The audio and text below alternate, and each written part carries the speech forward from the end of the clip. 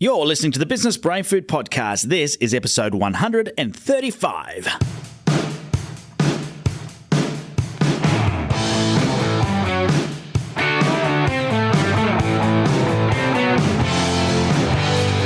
Welcome to the podcast that gives you direct access to the world's leading business building experts. Head to MaxMyProfit.com.au to catch up on past episodes, download your free business growth tools, and access show notes for every single episode.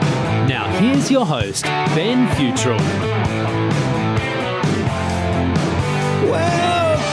Welcome back to another episode of Business Brain Food. This, my friend, is the podcast that's 100%, let's call it 120% dedicated to taking you and your business to the next level. And the good news is, doesn't matter whether you're brand new to this business thingy, so maybe you're just scratching that entrepreneurial itch, or maybe you're like myself and you've been in business for a long, long time. No matter what, there's always something new we can do to take our business to the next level. And today is absolutely no different. Looking forward to introducing you to Jacqui Pretty. Jacqui is going to help you understand how to write your own book, the benefits of writing your own book. She's going to even share with you how much it costs and whether you should worry about going to distributors or self-publishing or how you should get it done, how long it will take, how many words it needs to be. She's going to spill all the beans in this interview. We'll get there very, very shortly. Before I do that, if you are a first-time listener to the Business Brain Food Podcast, welcome and thanks for tuning in. Make sure you go back and listen to the previous 134 episodes before you listen to this one. No, I'm just kidding.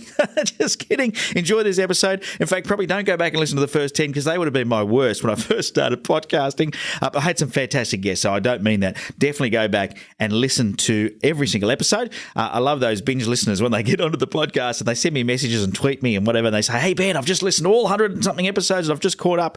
I go, how could you listen to me for that long? My goodness me, my wife would be proud of you. She'll pat you on the back and say, I can't listen to him for a couple of minutes, let alone every, hundreds and hundreds of hours. But there you go. Now, if you are a long-time listener, welcome back. Thanks for tuning back in. I do love it and appreciate you coming back to tune in every single week for the Business Brain Food Podcast. Now, I wanted to share with you a couple of things that we've got going on because I think it's really cool and it's an opportunity for you to come and learn how to take your business to the next level in a different forum. And I know if you missed out last time, we had the Eastern Seaboard Tour where I was traveling up and down the coast of Australia, running free workshops for business owners, helping you understand how to take your business to the next level. I'm doing it again over the next few weeks. I'll be in Sydney, Melbourne and Brisbane and Newcastle, which is mid-north coast of New South Wales, or heading that way, not quite mid-north coast, but on the way up there. So if you are in any of those areas, we'd love to, love to see you there. It's a free workshop. A lot of people say to me, Ben, why do you do this workshop for free? Well, it's sort of like letting you test drive a car.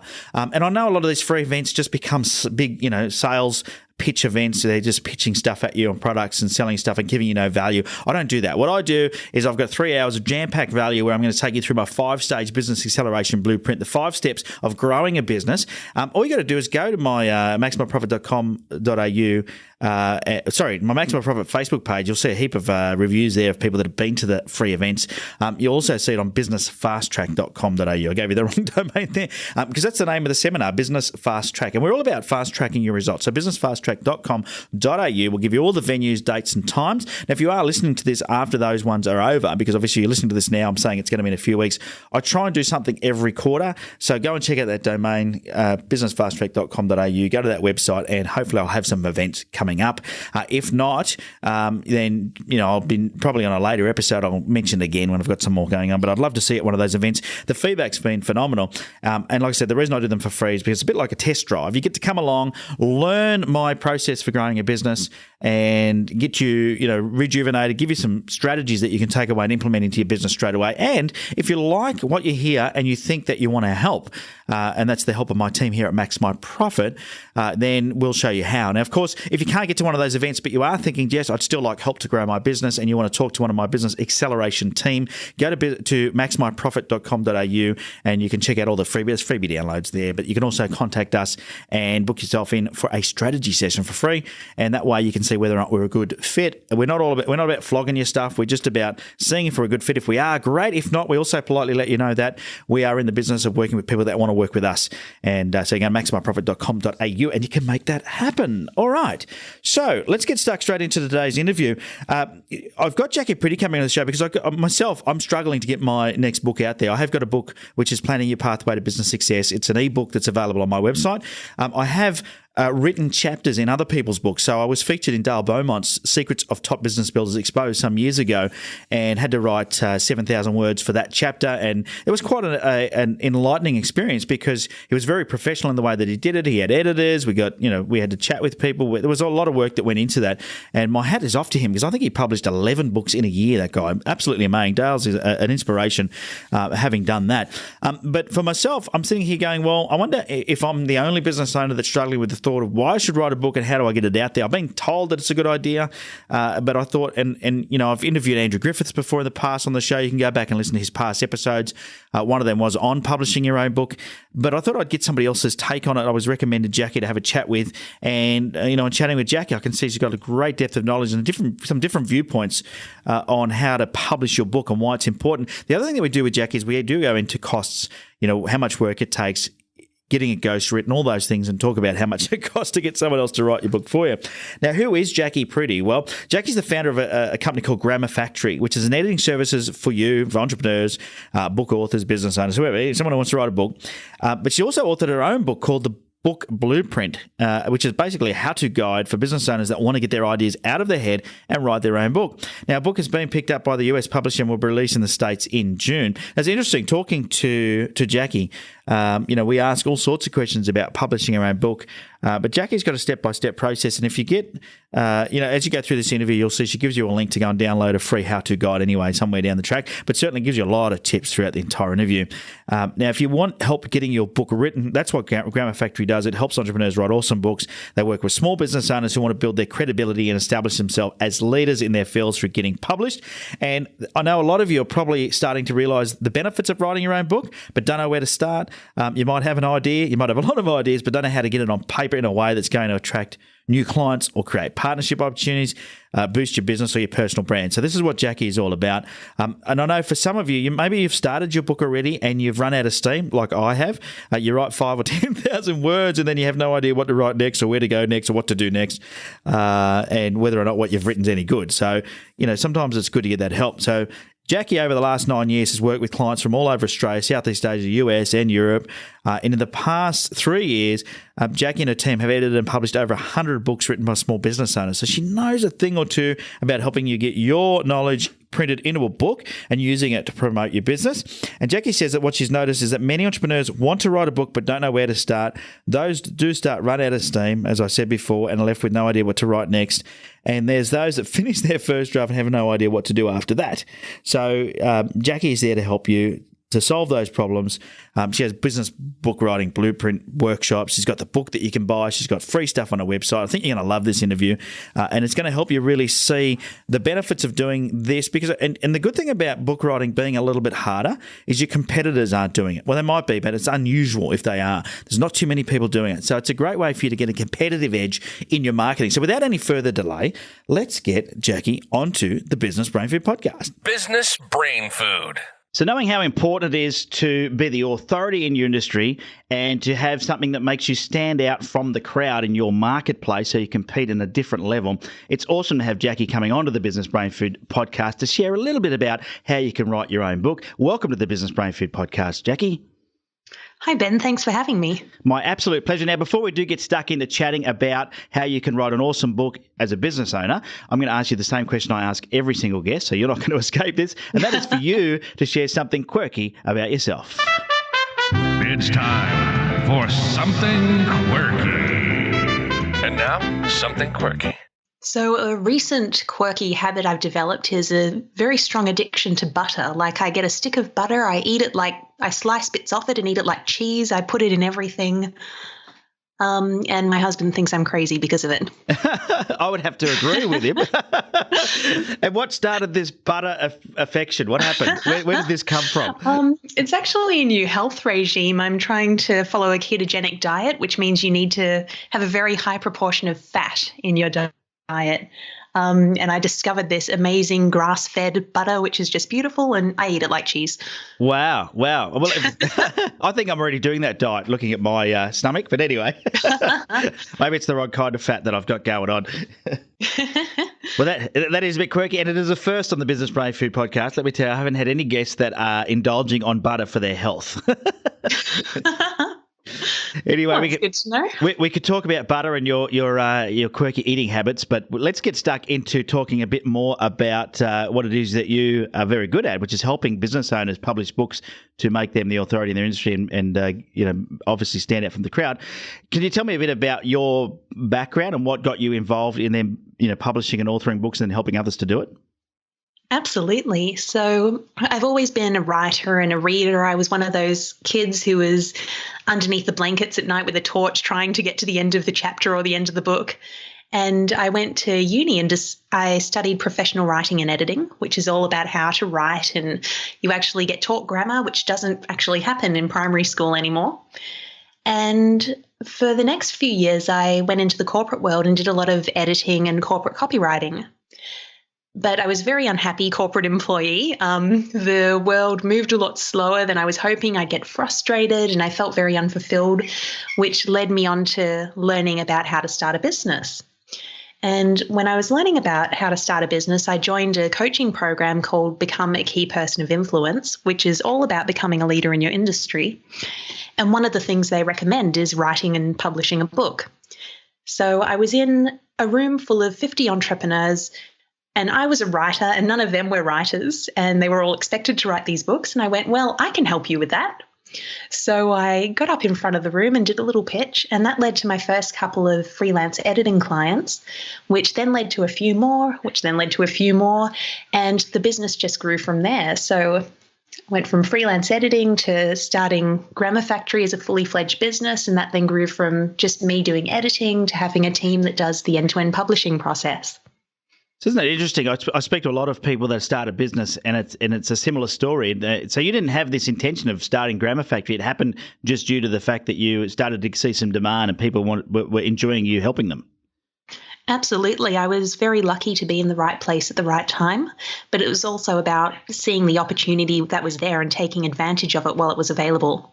Yeah, okay. Now, I'm interested to hear your thoughts on this. You've obviously now helped a lot of people publish their own book as business owners or entrepreneurs, and you've been through that the KPI program where you've seen other entrepreneurs that have published their own book, whether you've helped them or not. What do you think is the benefit, or why would a business owner go, you know what, it's time for me to write a book and publish my own work? Where do I start?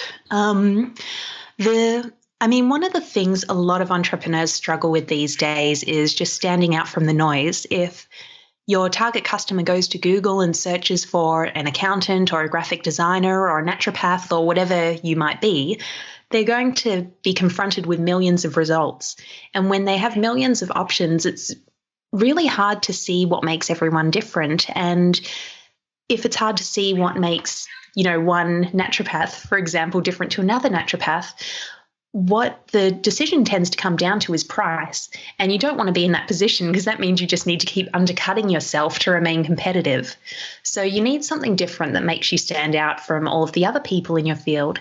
And a book is a really good way to do that because as soon as you've written a book, you've instantly built your authority. So you're suddenly seen as a leader in your space. Another benefit is that it's a low-risk way for your potential customers to get to know you. So let's say you offer a standard $5,000 coaching package. That's a pretty big investment for a lot of people, whereas a $25 book is a much easier sell. So they can read the book and start to get to know you and the value you have to offer. And ideally, you want them to get to the end of the book and be saying, God, I got so much value from a $25 ebook or a $25 book. I wonder how much more value I'll get if I actually sign up for this $5,000 package. So it helps your customers get to know you. It also makes the upsell a lot easier because you've been building a virtual relationship with them almost. Yeah. It also, sorry, I said I wouldn't be able to stop. Yeah. There's a lot of different answers there, but I want to dive a little bit deeper into that because you talked about separating yourself from the crowd.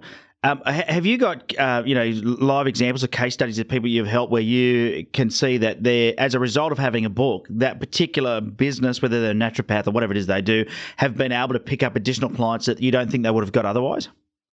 Oh, absolutely. So one of my favorite examples is actually a naturopath based in Brisbane who 12 months after releasing her book, her number of clients had gone up by 30%, but the big difference was that beforehand, her clients would come to her and only book 1 or 2 sessions at a time to deal with a surface level health issue.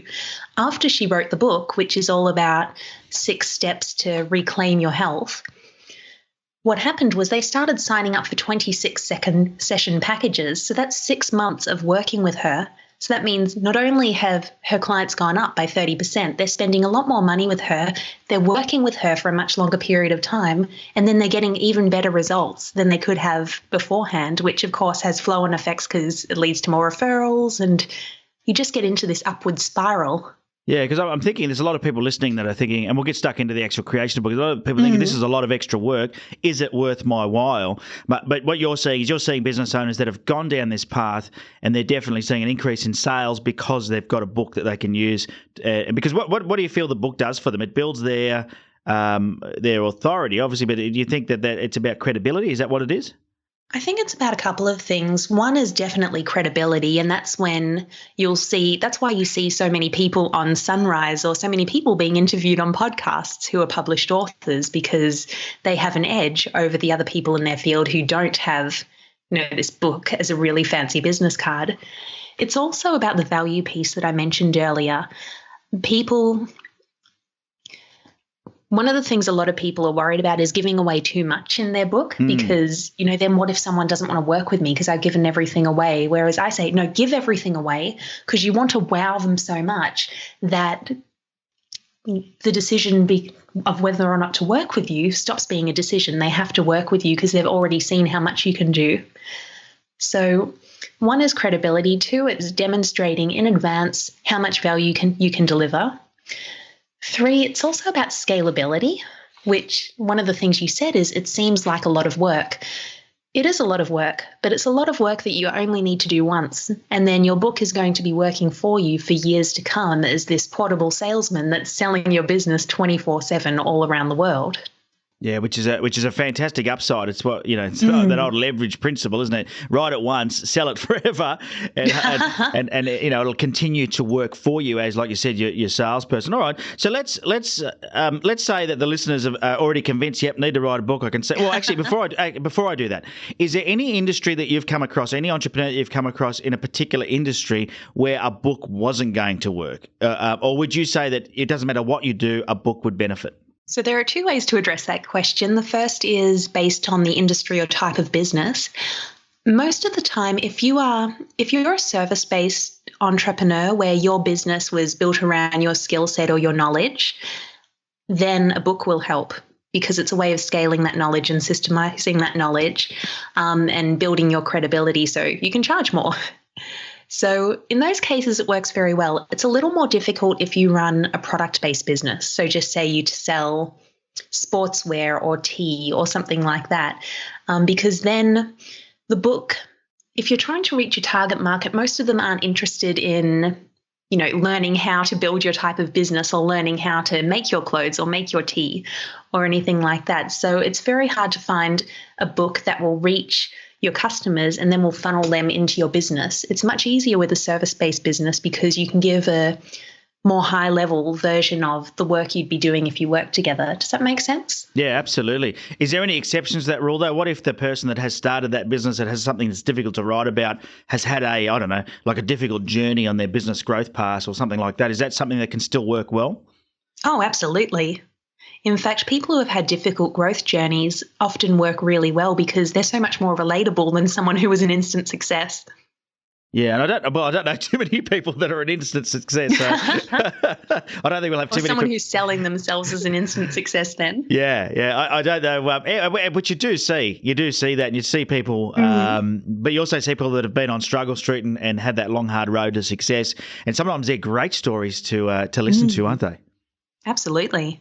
Now, when somebody has decided they're going to write a book, I mean, I think one of the challenges, myself, I'm faced with this. I've got a million ideas, not just book writing, but other things that I'd like to do that I don't get to because there's only so many hours in a day and things have to be prioritised. There's a lot of listeners out there that are probably saying, you know what, I wish I'd written a book, Jacqui, but I haven't got there. What do you think it is that stops people? What's the challenge? Well, there are a lot of challenges. Sometimes it's practical. So where do I find the time? I'm a busy small business owner. I have a million things on my plate. How do I fit writing a book into the mix? But a lot of the time it's, self-doubt. So who am I to write a book? Who'd want to read something that I wrote? And do I really know enough? Do I have anything to say that hasn't been said before? So it's a lot of those underlying beliefs that get in the way. Yeah, and that can be a major factor for a lot of things, can't it? The belief issues. Absolutely. And I find that when you're able to get past those belief issues, that's when the other things stop being a problem, like, not having the time or not having the money to work with a proper publishing company and so on. And so let's talk about that a little bit, because it'd be interesting to get a feel for what that actually looks like. When we talk, let's talk about, we'll break those down in a few different areas. First of all, time. What time does somebody need to write a book, in your opinion? Depends on if they do it well or if they do it badly. Let's go with do it well, because we don't want a bad book. One of the things I talk about in my book Blueprint, is a framework for getting your book out really fast, but also in a, credible and compelling and coherent manner. What most people tend to do is they set themselves a challenge and go, okay, I'm just going to write every day for 30 days or 60 days and the book will come out. And the problem with that approach is that you're just focused on getting your words out, which means they might not be the right words or they might not be in the right order. And then when you send it to an editor, half of it gets cut and you're almost starting again. Whereas if you get it right the first time, then obviously the process is a lot more streamlined. So when I wrote my book, which I actually used my own process to get it out, I was able to do the first draft in 3 days. Wow. And I don't actually recommend that. I was a bit mentally dead at the end of the 3 days, wasn't quite holding a conversation very well. But you can do it very quickly if you have the right structure behind you. Whereas if you don't, then you spend a lot of time waffling and Googling, and you spend a lot of time and it isn't productive time. Did you find that it was easy for you because it was something that you already enjoyed doing, was writing? Do you find there are certain entrepreneurs out there that don't enjoy the writing process, so they struggle with that? I do think that's a fair point. However, you don't need to write the book. You can dictate it, which is another option. You can pay a ghostwriter to do it if you really don't want to be part of the writing process. So there are lots of different ways to get the book out. But I do think if you're, comfortable writing and can be a bit disciplined with your writing, it is much easier to get it done. Yeah, okay. Now, you talked about you doing that in 3 days. Give us is there a number of words that we should be trying to get to make our book worthwhile? Is there a rule of thumb? Yeah, so on average, our clients' books range from about 30,000 words to 45,000 words. So if you looked at page count, if it was an A5 book, it would be between about 180 pages and 220 pages. So it's enough to feel substantial and to feel like a real book rather than a booklet, but it's not so long that it's intimidating. It's something most people could read on, say, a 2 or 3 hour flight. Yeah, which is what you want, isn't it? Because I know I went on a flight recently to Fiji for a family holiday, and I was looking at the books because I always like to buy a book when I jump on the plane in the business section of the airport, and Tim Ferriss's new book was there, and it was huge. It was mammoth. And I actually decided, in that reason, I decided not to buy it. It was just too big. Now, but it also depends on your target market, because Tim's target market loves that stuff and loves to get into, if you think about the 4-hour body, they want to go into all of those different angles around biohacking, or they want to use it like a reference guide where they just read the one piece that's relevant to them rather than doing cover to cover. So it also depends on your market. Yeah, I have to agree with that. And I mean, Tim's books are amazing. It's not a reflection on his book. It's a reflection on my ability to pay attention to something for longer than a few hours. I've got a book called Shantaram, which is not a business book, that I bought I know Shantaram. A couple of years ago, which I love, but I'm only like a third in. That's how quickly I read, just so everyone knows. I'm an audiobook fan, big-time audiobook fan. Now, so you said you wrote a book in 3 days. Would you recommend then for somebody wanting to write a book to set aside a few days or a week to do it, or should they be doing it in half an hour blocks every morning, or what's the best way have you found, or what have you seen that's worked well? The best way is whatever works for you. So I know most people tend to set aside a little bit of time every day, so half an hour to an hour. If you're most productive at the beginning of the day, try and get it done first thing. If you tend to be more of a night owl and are more effective at night, then do it at night. I struggle with consistency. which is why it's best for me to take a few days off and just focus on getting one task done. So that's why that worked for me. However, if you are planning on, say, taking a week or two completely off just to get your book out, you really need to go into that week or two prepared. You can't just go into it with a blank page and expect to come out of it with a book, because you'll find that you spend most of that time researching or thinking or waffling. Like I said earlier, you really need to have a plan for exactly what you're going to write, so that when you have this precious time you've taken out of your business to write, you're actually spending it writing. Now, when you say going into it prepared, what are some of the what do you mean by that? Are there certain things that you should do before writing a book? Absolutely. So, I mean, one, you should know your content, which if you've been in business for a few years, you will know your content by now because you've tested it on enough of your clients. So you should know your content, you should have a clear idea, and you should have an outline of all of your chapters. So one of the things I talk about in Book Blueprint is actually how different chapters work and the exact points you need to cover in each of your chapters and each of your subtopics. And if you map it out in that level of detail, rather than trying to think of what to write, you're actually just writing around the bullet points that are already there, which really speeds up the process. And so if you are going to take a couple of weeks out, at least you're starting with some bullet points, and then what? You just go to each bullet point and then write the content for that particular chapter. Absolutely. And if you do your research in advance, so you can actually copy and paste, pieces that you're referring to in the plan, so everything's there. And that's one of the reasons why I was able to get my book done so quickly, because I started with a 10,000 word outline. So a lot of it was already written when I sat down to write. Yeah. Now, you mentioned earlier about using a ghostwriter.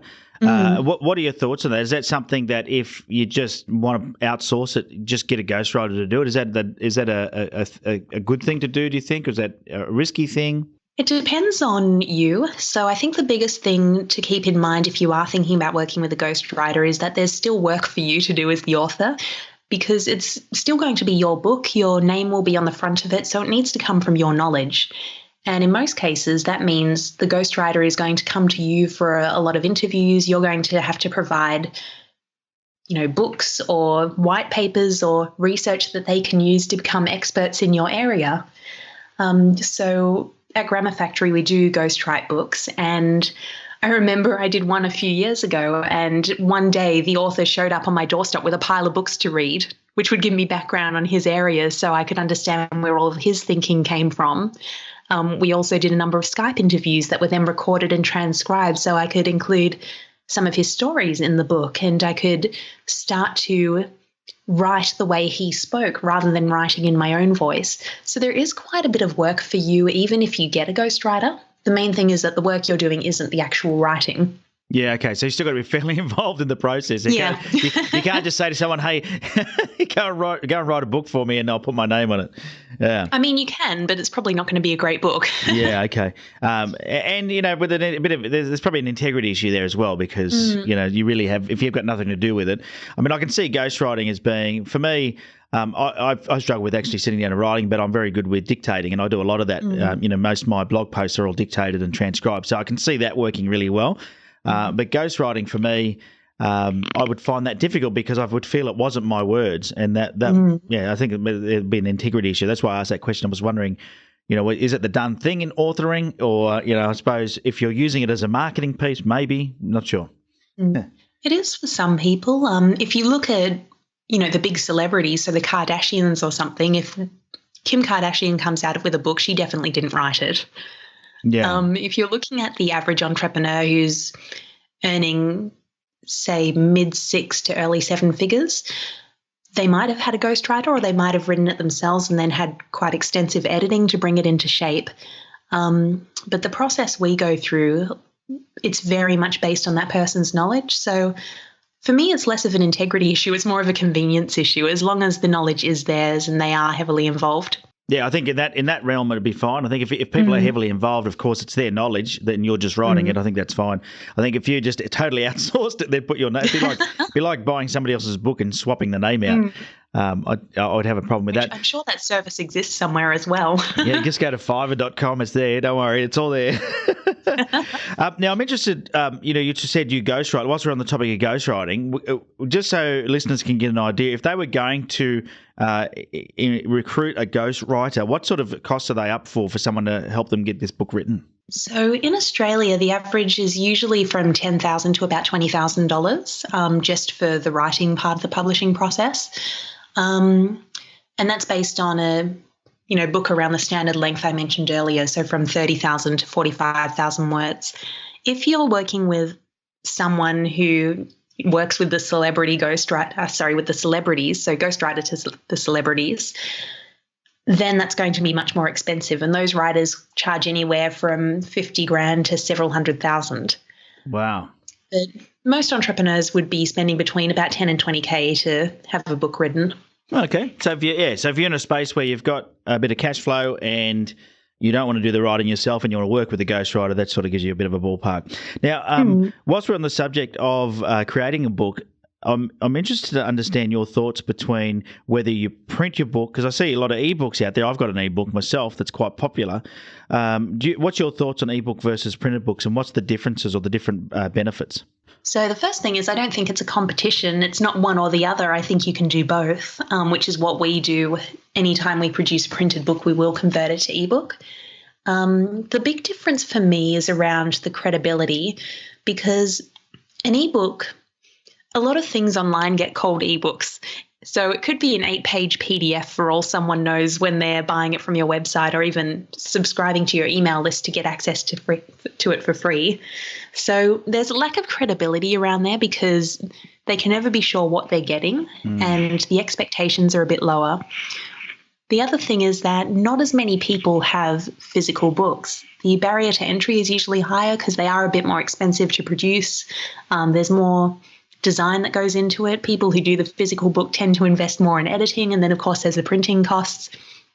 So the barrier to entry is higher. But the other thing is you're handing over a tangible representation of your knowledge. So if I hand you a copy of my book, you can see that there is 200 pages of my knowledge in your hand, which automatically makes me look like an expert. Whereas saying, oh yeah, go to my website where you can get a copy of my ebook, or go to Amazon, it just doesn't have the same impact. Yeah, okay. Well, that definitely makes sense. I can see the difference in the two. I'm interested to get your point of view on that because I think a lot of people do, like I said, they call things ebooks that may only be a few pages long.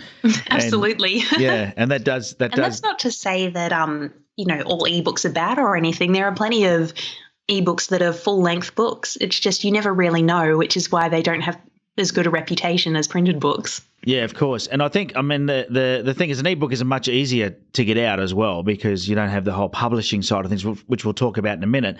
But I think, I'm always interested to see, technology has changed a lot of industries. It's definitely changed the book industry. Do you think that at some stage a printed book will be irrelevant, or do you think they'll always be relevant? I hope they won't become irrelevant. I'm a big fan of printed books and curling up on the couch with a physical book. I do know that earlier this year, print sales started outstripping ebook sales again, which is an interesting trend. Wow, yeah. It does depend on the genre, though. So the highest selling ebooks tend to be erotic romance novels. And the reason for that is because you download them to your Kindle or whichever e-reader you use, and no one knows what you're reading if you happen to be out on the train going to work. Ah. So no one can see that there's a cover where a man's ripping off a woman's bodice or whatever it might be. Yep. With business books, obviously there isn't that taboo nature, so you don't need to hide what you're reading. Yeah, well, that makes complete sense. Well, it's interesting to know because I know, you look at the bookstores have definitely disappeared. There's still a few around, but you can see they've disappeared. And I know just in my own family, my wife has switched to an e-reader some years ago and hasn't bought a physical book or, doesn't buy many. So it's, just goes to show that even though we're publishing these actual books, some people just aren't buying them. But obviously some people still are if they're outstripping ebooks at the beginning of this year, which is a good stat to know. Absolutely. But the good thing about publishing, especially if you're using a print-on-demand service, is that you don't need to get 5,000 books printed these days if you're publishing a physical book. If you have a print-on-demand service, which is when a retailer like Amazon will have the design files for your book and then will send them out every time someone orders one of them, that lowers the cost significantly and makes it much more accessible and much more realistic, especially if you're a self-publishing author. Yeah, well, that's interesting. Let's talk a bit about publishing, because that's an area that I think not a lot of people know about, including myself. I did interview Andrew Griffiths some time ago on publishing a book. I think it was, maybe a year or two ago. So people can go back and listen to that episode and listen about his whole process of self-publishing. But I'd love to hear from you. What are the different types of publishing that you recommend for business owners to get their book printed? So there are three main publishing models. One is, I'm just thinking about how to position this. I almost need to draw a flow chart. So there's traditional publishing, which is when you find a publishing house and they produce the book for you. There's hybrid publishing, which is what some traditional publishers are now offering. So this is when a company like Wiley, a traditional publishing house, offers to publish your book, but they ask you to commit to buying a certain number of books for the privilege. So they will still provide all of the publishing services, but they want to ensure that you have some skin in the game to ensure that you're committed to promoting the book as well. Then there's self-publishing, which is where you pay for all of the publishing costs. And that can range from working with an end-to-end self-publishing company like Grammar Factory, where you give us the fee for publishing your book and we will manage all of the services for you. Or it can range to you managing all of the services yourself. So you find an editor, you find a designer, you find a printer, and so on. Or it can even go as far as you trying to do it all yourself. So you've written your Word document, you try to figure out how to design your own cover, you do your own formatting, and so on. So it depends on, once again, probably how much time and money you have and what you're willing to throw at it resources-wise, by the sounds of things. Absolutely. For most entrepreneurs, I recommend either the hybrid model can work really well for some people, especially if they want the credibility of having a traditional publishing house behind them and they want bookstore distribution. Otherwise, in most cases, self-publishing is the best option just because you retain full control of the book and the book will also come out much faster. So traditional publishing takes up to 2 years for your book to appear in stores. Self-publishing, your book can be in print in as little as 3 to 6 months. Wow. Okay. And so I was going to ask you, though, if you self-publish, what is the likelihood of you having your book at the bookstore, at the airport, or wherever it might be? It's not very likely unless you already have the relationship with a distributor. So rather than, I think in the good old days, you would walk up to a bookstore and go, "Oh, would you mind putting my book on the shelf?" And if they had space and they liked you, they'd say yes. Today, most bookstores actually manage that process through a book distributor. And that distributor has a catalogue of all of the books. The bookstores order them from the distributor. The distributor might have salespeople who go out and market different books to different bookstores to try and get the stores to take more copies, and so on. If you don't have a distributor, it's very hard to build those relationships yourself from scratch. You might have some luck if you've already sold a lot of copies independently, because then the bookstore goes, "Oh, well, clearly this thing sells. Clearly people are interested in it." But when you've first gone into print, it's a little bit harder. So how important do you think it is for people to have their books in bookstores versus just self-publishing and distributing them themselves?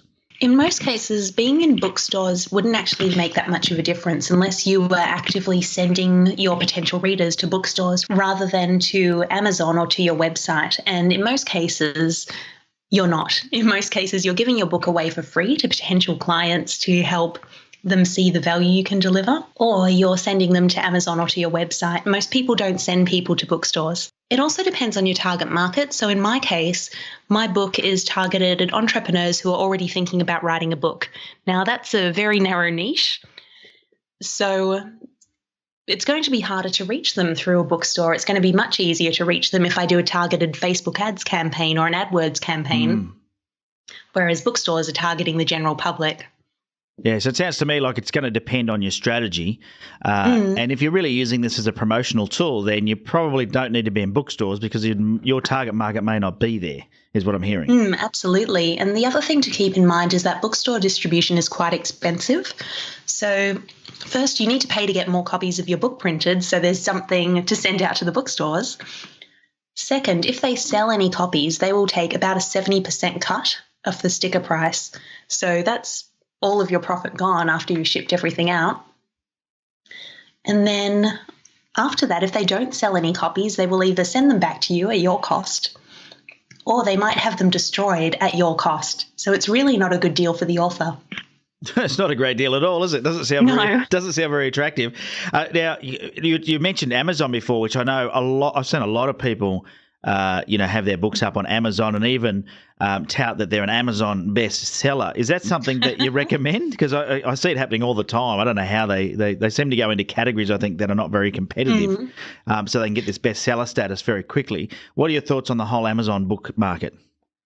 So, one, I think you should have your book on Amazon just because it does make it look like a little bit more like a real book than just something you're selling from your website, and it can help you reach more people. As far as being an Amazon bestseller is concerned, I really wouldn't bother. What actually happens is people will list their book in a category that doesn't have many other books in it. They will lower the price to either 99 cents or make the book free. They will email everyone they know saying, please buy a copy of my book now. And then if they happen to get the most sales in that category for an hour, they will be listed as the bestseller in that category for that hour. They'll take a screenshot of the screen so they have evidence if they need it, and then they can call themselves an Amazon bestseller.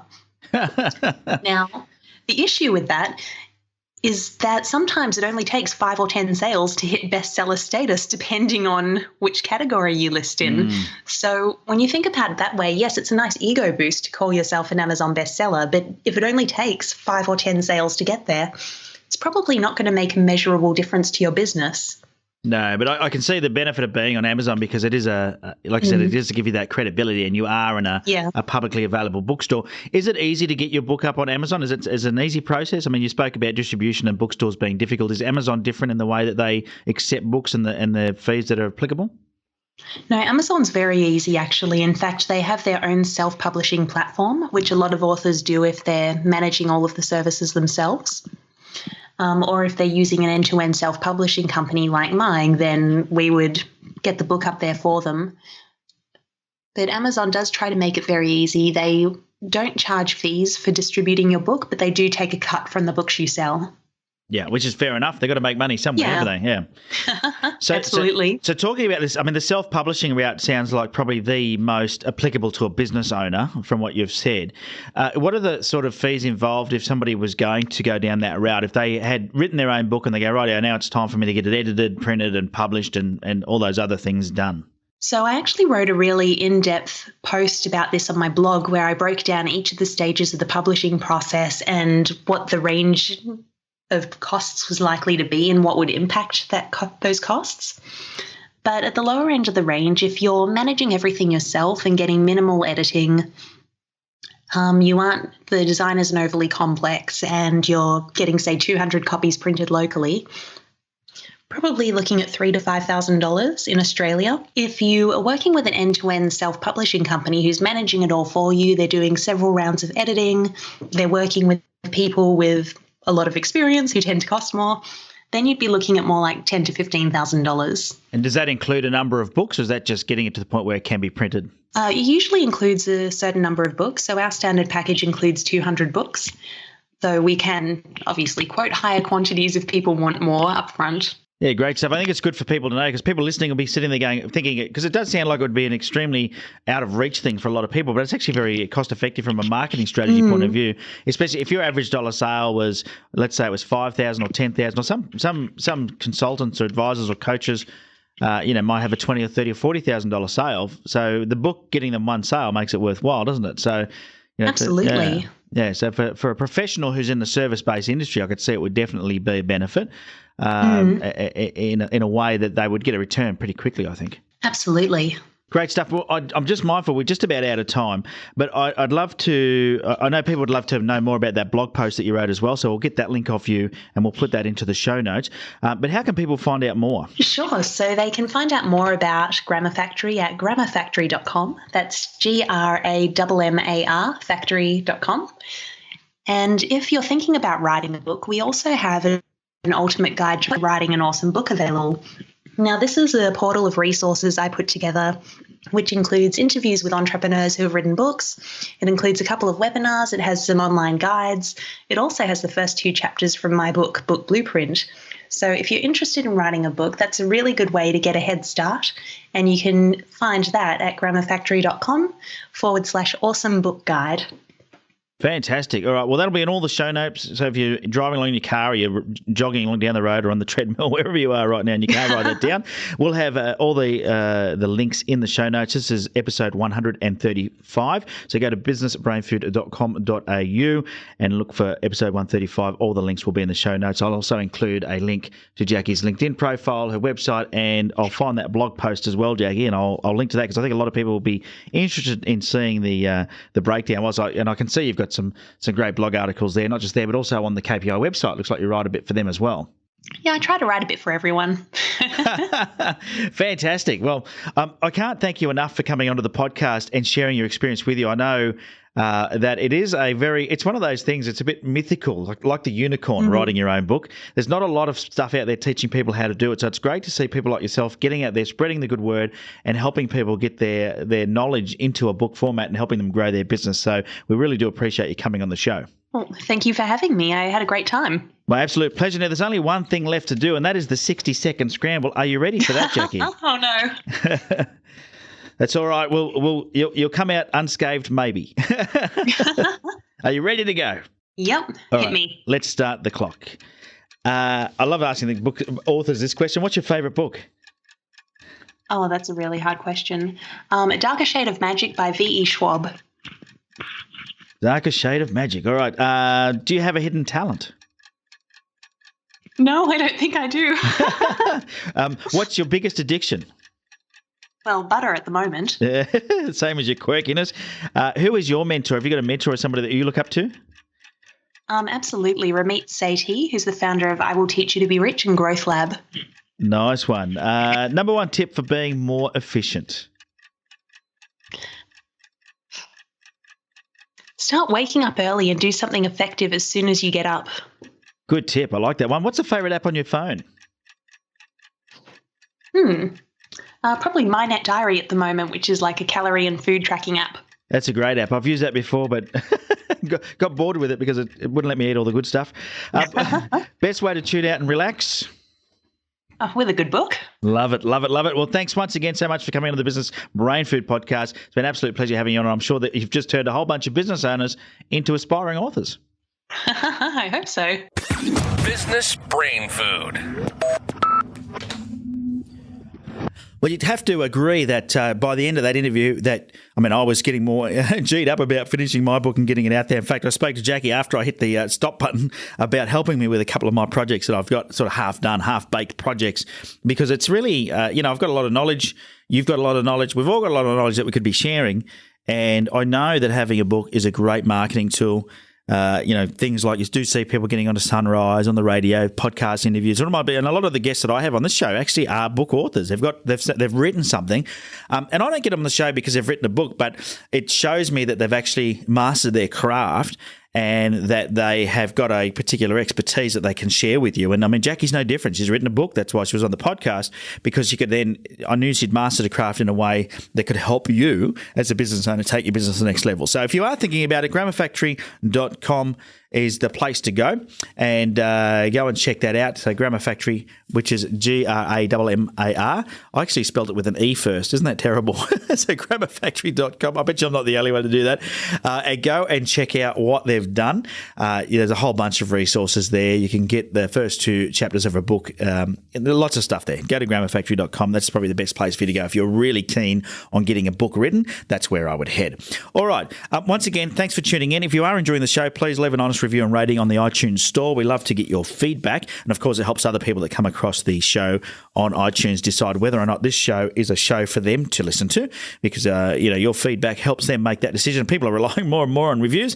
If you haven't already, make sure you join the private Facebook group. Go to facebook.com/groups/businessbrainfood and jump onto the Facebook group. And of course, businessbrainfood.com.au will give you all those resources and links, along with the last 134 episodes if you want to do some catching up, or go back and have a listen to some of the previous episodes that you may have listened to, but may need to re-listen to, because there's a huge amount of content there. And, I know that for some of, even for me, I go back and listen to them sometimes, and I get so many gems out of re-listening to some of these interviews, and helps me take my business to the next level, which is what this is all about. So once again, thanks for tuning in today. Hope things are going well for you in your business. Hope to see you at one of my upcoming workshops, businessfasttrack.com.au. See if there's one near you, and I'll catch you there. Till then, cheerio. You can fly higher than the sky, shine brighter than the stars. You can have all you ever wanted.